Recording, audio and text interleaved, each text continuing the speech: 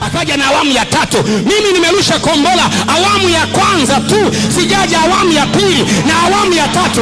Unalilia nini?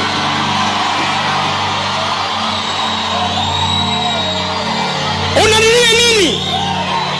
Mimi nimerusha awamu ya kwanza, tena kakipande tu. Kakipande kale nimekarusha kamejaa ahadi. Ndani yake kulikuwa na ahadi ya mambo kadha wa kadha wa kadha wa kadha. Nilikuwa kakipande kamejaa ahadi. Sikiza nikwambie.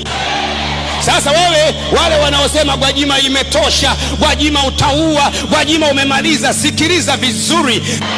Mimi nataka neno moja tu. Sitaki maigizo wala ngonjera, sitaki hadithi wala mashairi. Nataka neno moja tu.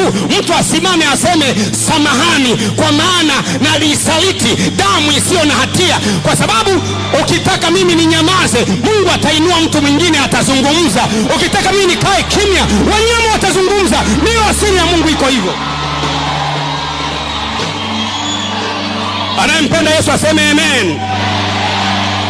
Ukitaka mimi ninyamaze, watu wengine pia Mungu atainua mtu mwingine. Mungu akamwambia Ezra, simama uende, maana kazi hii ya kuhusu wewe, nasi tuko nyuma yako. Alafu Mungu akamwambia Esther, sikiliza vizuri.